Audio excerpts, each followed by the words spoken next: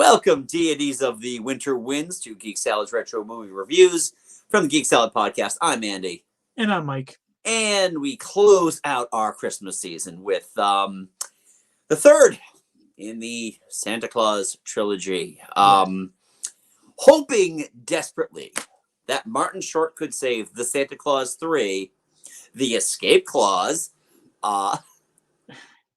It just baffles me the fact that it's called the Escape Clause, considering that the Escape Clause is actually not invoked until an hour into this hour-and-a-half movie. I went back and checked it. Yeah. Minute 56. Is when they actually bring it up the first time, right? No. Minute 56 is when he actually invokes it. Oh, okay, yeah. So about an hour into this movie, we finally have the Escape Clause come into effect. Right. And then it's all wrapped up in less than a half hour. Right. Yeah, because that's also including the time for credits. Yes. So, yeah. Wow, I really thought Martin Short could save this one. He's fine? He is desperately trying to be Danny Kaye. Yeah. In this. It is just without a shadow of a doubt. And I wanted this one, out of all of them, I wanted this one to work. And this one, while I don't think is nearly as inconsequential and dumb as the second one, it's still its own brand of stupid. Yeah.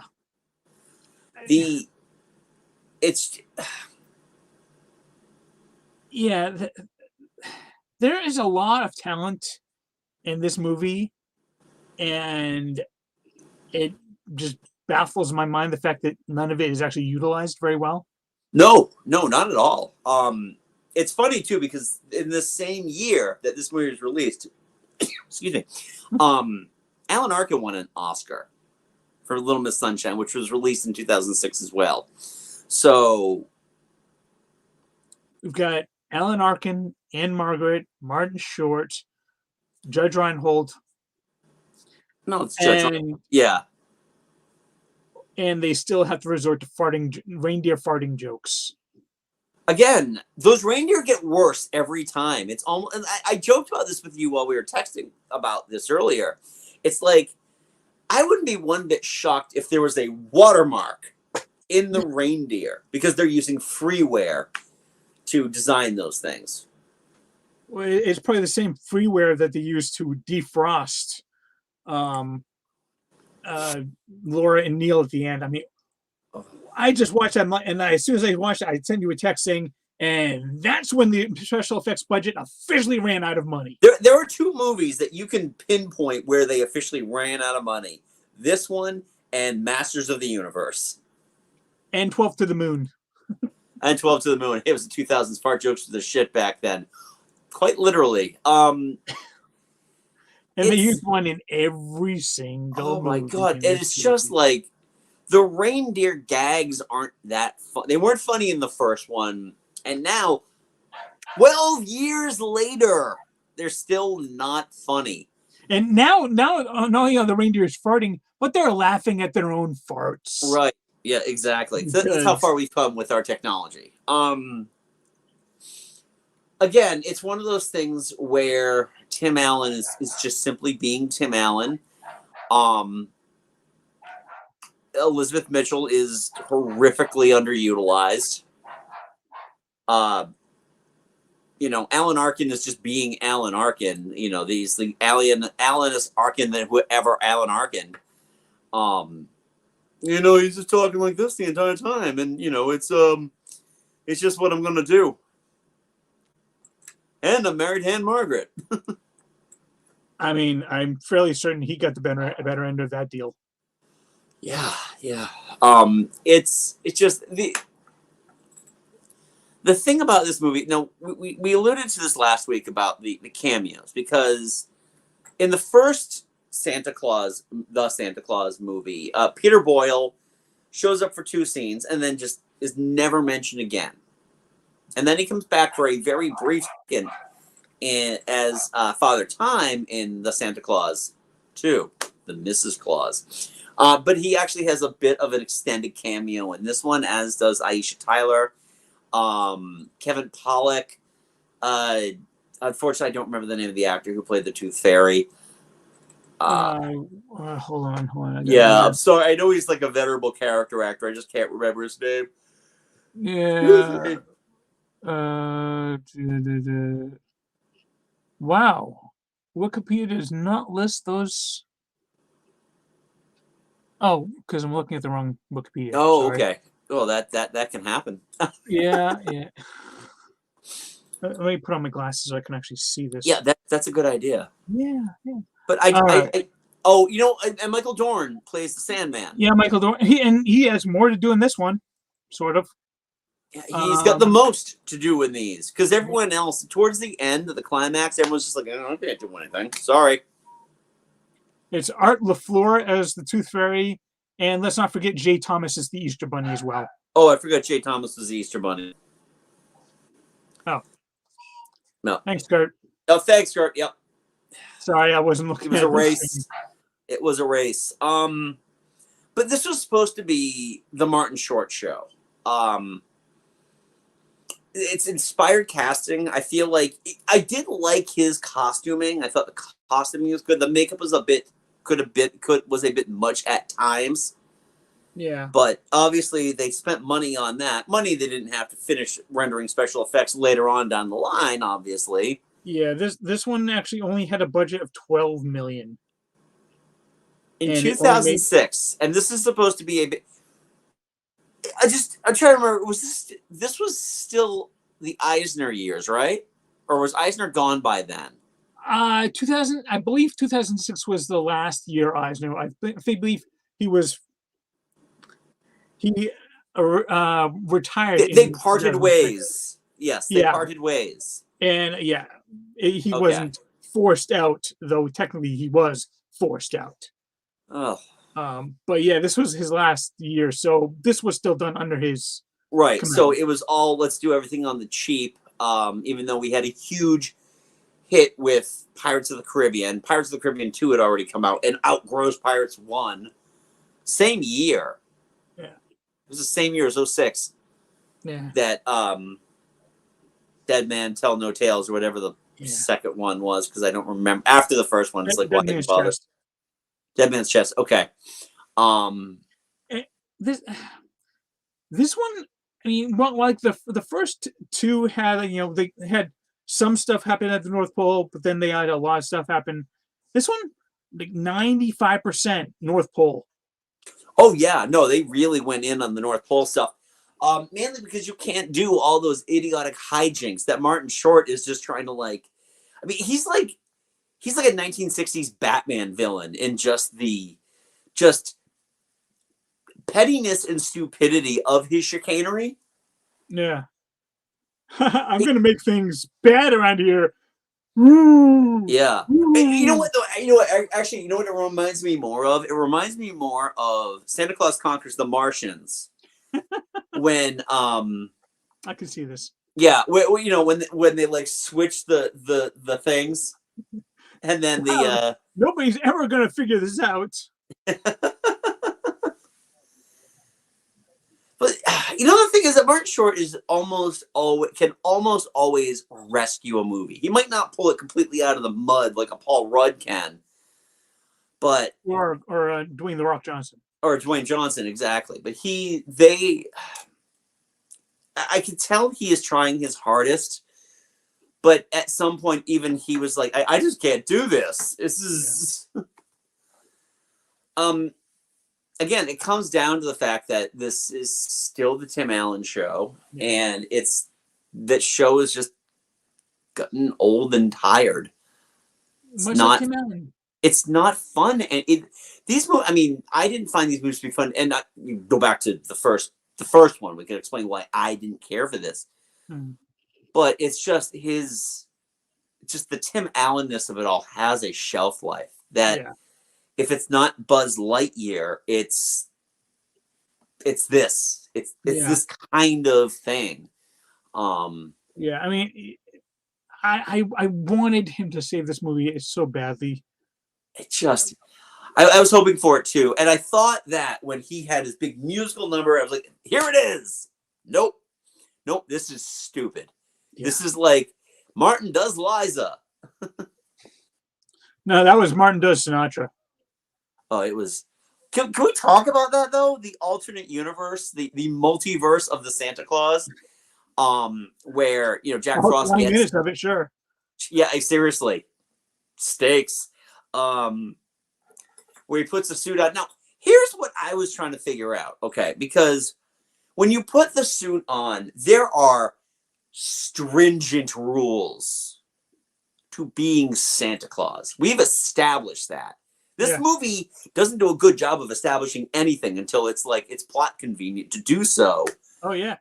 Well, But, I mean, where was Martin Short's like Jack Frost's Mrs. Claus? Seriously, no, he would have had to have married it, within that 8-year period. Nope, he didn't bother, and he didn't lose his powers. So, yep. What kind of a clause does that put on? No, seriously, exactly. Not only that, but he manages to change the entire way that Santa does business. It's more of a cash operation, which, again, I don't think that would have been in the bylines. Which brings me to another thing. We talked about this on the first Santa Claus movie. When we are essentially introduced to Scott Calvin, we are introduced to Scott Calvin as being not an absentee dad, like a good dad who just, because he doesn't have primary custody of his kid, he has a hard time connecting with his kid because his kid doesn't live with him and all that. But he was never once presented as a bad father. And even with even you don't see enough of him as like a cutthroat businessman or whatever. So to come back to this, and it's like, well, nobody talks to Scott anymore because you're because you were so involved in your job, you ignored our kid, and now he's off doing something else, and you caused our divorce. You caused how? That doesn't make any sense. Oh, sorry, my ex-husband's an asshole, so we can't stay married anymore. I don't know why, because he's not in the picture. Yeah, I'm forcing you to be a better father to my son, and you can't do that, so we've got to get a divorce. Exactly. But we still have the same daughter, so which I guess would make sense, but it's just it's weird. It's weird how it's just like, and again, this is 20 minutes of film time. The entire third act is only 20 minutes long. Yeah. Which doesn't make, I mean, genuinely, I don't. Well, technically, it's almost a third of the movie, but still, it's. I don't think this movie even had a second act. It was all first act, and then they jumped right to the third act. But you're right. You're right. Exactly. There isn't much. I mean, there might have been like a few like in front of the curtain things that brought you into the third act. Yeah. But Santa's got to hang the star, but now he's upset. And I wish I was never Santa Claus. What's that? The tree falls over and shatters the ornament. Oh no! It's the worst thing ever. You're at the freaking North Pole. I'm sure there's a few dozen tree toppers around. They can magic that stuff up. I mean, come on, they magicked up energy drinks. They couldn't afford a second act. Oh yeah, red deer energy drinks. Oh god, that was painful. It's like it's like that thing that I hate that like inferior animation studios do. DreamWorks is a prime example of this, where if they're taking you to a different world, they have to like put things from our world in there and kind of give them punny names, like in A Shark's Tale, like Kelpicola. Yeah. It astounds me that this series makes money.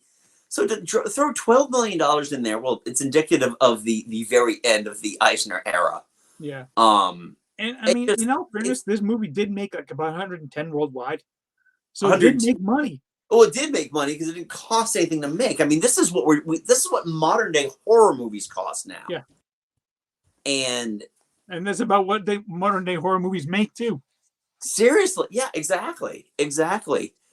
But it's just really tough because there isn't a movie in here. And we did get some comments about Santa Claus 2 that it is, for some people, it is a tradition for them to watch it, which is fantastic. You know, we are only here to spout our own opinion, and mainly because, God, these movies feel like they've been around forever. Even though the reason why they feel like they've been around forever is because there's such a goddamn length of time between each of them. Well, there's only 2 years between the second one and this one. 4. 4? 2002, 2006. I could have sworn that one was made in 2004. You know what? I thought it was made in 2004 too. It's 2006. Wow. No, I thought Santa Claus 2 was made in 2004. 2. Wow. That's just weird. It was pre-Lost. So before wow. Elizabeth Mitchell came into the actual, like, man, she's a really good actress phase of the game. And Buddy Claus. Oh my God. All right, so the parting shot. When did Elf come out? Elf came out in 2003. You think that was a reference? Nope. Really? I really do not. I truly do not think that was a reference. I partly because first of all, would Eisner give Katzenberg's group, because Elf, I believe, is a DreamWorks film. Feel free to double check that. No, I'm checking it. No, it's New Line. It's New Line. Never mind. It's New Line. Yeah. No, I don't think that they would have given any credence to that at all. Not to mention the fact too, Elf was a weird one because Elf was a really decent sized hit in 2003. But it's one of those things that its legacy has lived on, and I don't think that it would have been in the bloodstream long enough for them to be like, oh, let's name the baby Buddy. Which doesn't, filmmakers aren't clever enough to try to reference Elf. No, not in this movie. No, exactly. And just that stare, that the final parting shot is that freeze frame on the baby. It's just like, why? So, in like all the many Santa Clauses that there's been in throughout the ages, have there ever been a baby Claus? That's an interesting question. And if there are other baby Claus, do they also vanish like Thanos snapped his fingers when the other Santa Claus dies? Just everybody associated with Santa Claus on a physical level just disappear from existence once he dies. Yeah, is that Claus kind of all-encompassing to everyone in that family? You would think so. I mean, it would be. What else are you going to do? I mean, say for example, Scott Calvin's Santa Claus lives 100 years. Okay, what are they going to do? Send Carol back without her, without her memories, or with a bare, like she remembers everything before meeting Scott, and then she's like, it's 100 years later. It's like, I don't know how to use any of this technology now. What are with these 3 seashells? I got that reference. You're welcome. The funniest thing that any of these movies presented is what I just said, and it was a Demolition Man reference. You know what? There was one thing in this movie that did give me a smile.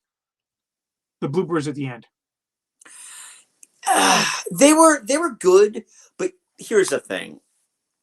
God bless the MCU for stepping up the blooper game, because their reels are phenomenal. Yeah.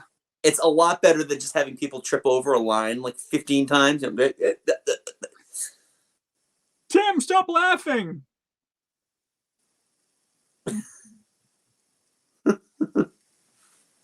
Yeah. It's tough too, especially because, when I think of Martin Short, Martin Short's been in so many good movies that we've covered here. We've covered Inner Space, which is a fantastic movie. We've never done The Three Amigos, though. No, and we need to do that at some point. Yeah, I was just going to say that. Well, and he's actually in a series on Hulu. Yes, The Only Murders in the Building, which is really good. Yeah, I'm surprised Selena Gomez is so good in it. I was blown away by how good she is. I think she broke the yoke of the child actress, which is a good thing for her because she's very good. And Yeah. I've always loved Steve Martin. Oh yeah. So I mean, it's just one of those things that it's a perfect storm.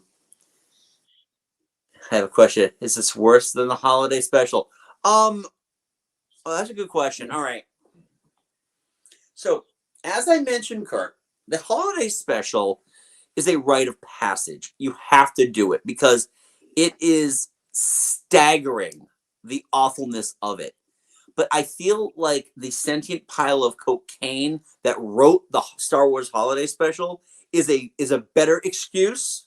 I'm not saying it's a good excuse, but is a better excuse than we're going to cheap out on one of our biggest holiday franchises.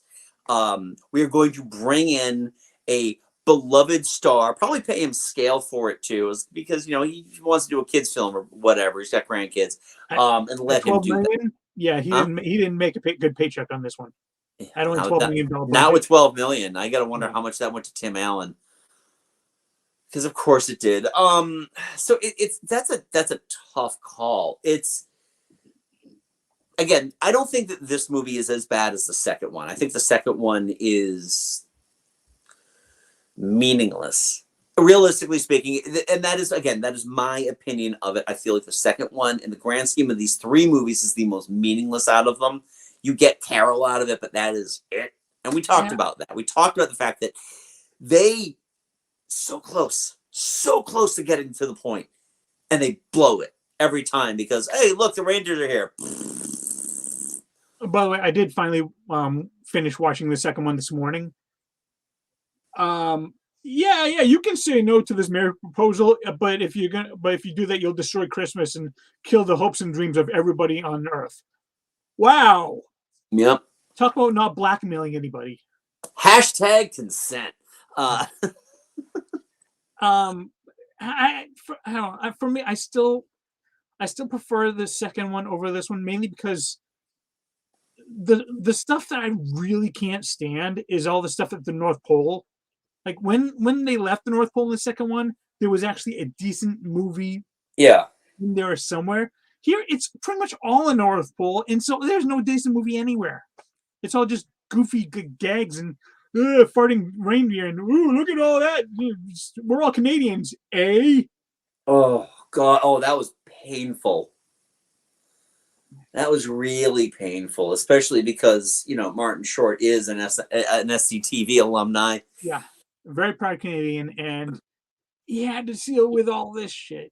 Martin Short does the Canadian Pavilion film at Epcot. Doesn't do it anymore. I'm hoping he does, but I don't know if we went there 2.5 years ago. He was still doing it then. So unless they changed it in that time period. Well, we'll check. We'll see it in about 4 months. Yes. Very excited about that. Oh yeah. Yeah. But yeah, no, we have something else here from Kurt, or no.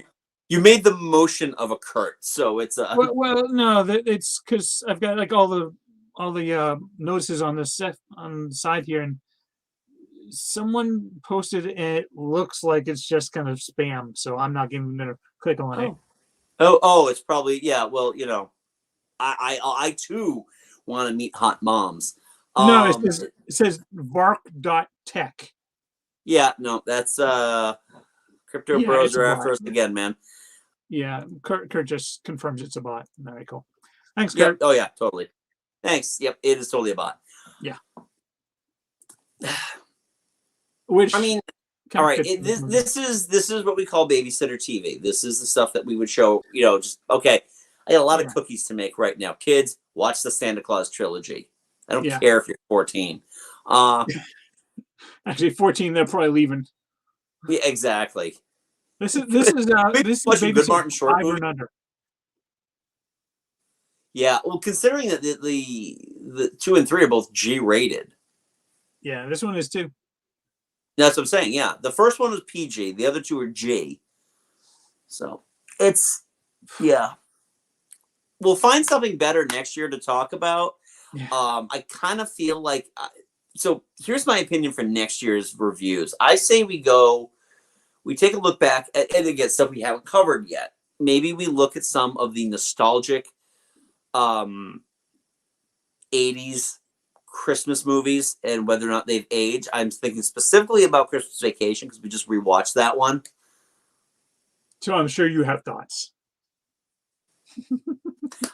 Yeah, exactly. But then, so I guess we're done with this review. So I'll let everyone know next week we are done with the Christmas reviews. It will already have been Christmas, so we will be about a week late on the actual anniversary, but we are going to be covering the 20th anniversary of Lord of the Rings: The Fellowship of the Ring. I don't know how the hell we haven't done this one yet in almost 200 movie reviews, but we're finally going to do it. Yeah. This is the biggie. Yep, I'm really looking forward to this. I watched it last night because last night was the 20th anniversary, so made some stew, had some hearty black bread, and had some ale. It was great. And before anyone asks, yes, this is going to be the director's cut because that is the only cut.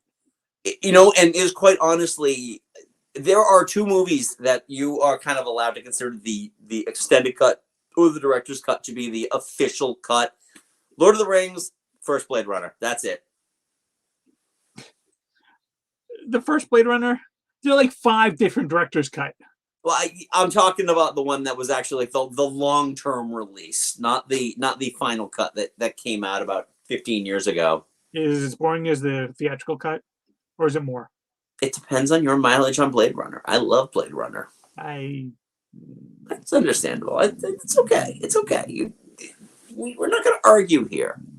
We're not. We really aren't. Yeah, so we're going to be covering that. We're going to be covering Lord of the Rings next week. I am really excited about that. Yes. The dog loves it too. No, that dog barks at like anything. Yeah. So anyway, we want to know, what are your thoughts on the Santa Claus 3, The Escape Clause? Leave a polite comment below. Let me know, is this part of your Christmas viewing? We love to, we want to know. We just want to know what other people watch. I got my own list. Mike's got his own list. We all have our own stuff. So, and I know Kurt is going to be digging into the MST stuff. And Kurt, let me tell you one thing about the riff tracks. Santa Claus Summer Home. It takes place in the same house that they shot A Talking Cat in. It features Cynthia Rothrock, and she doesn't roundhouse kick anybody. I'm sorry, but if you're talking riff tracks in Christmas, there is only Santa Claus and the Ice Cream Bunny. Oh my God. Santa's crotch sweat. Oh,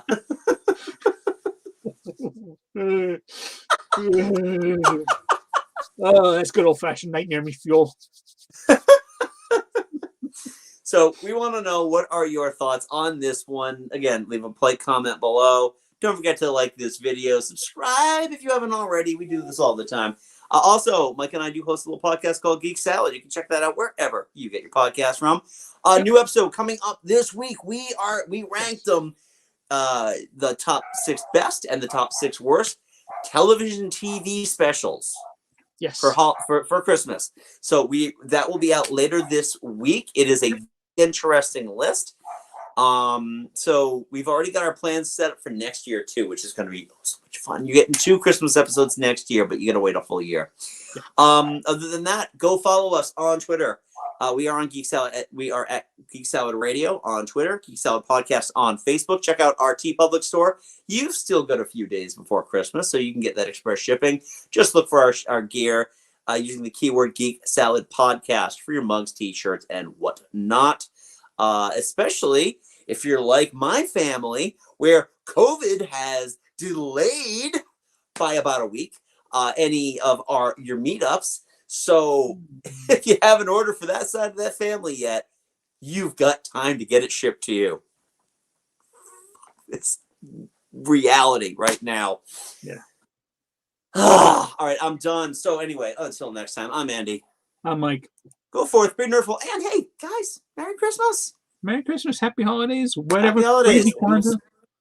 We will have a scary Hanukkah.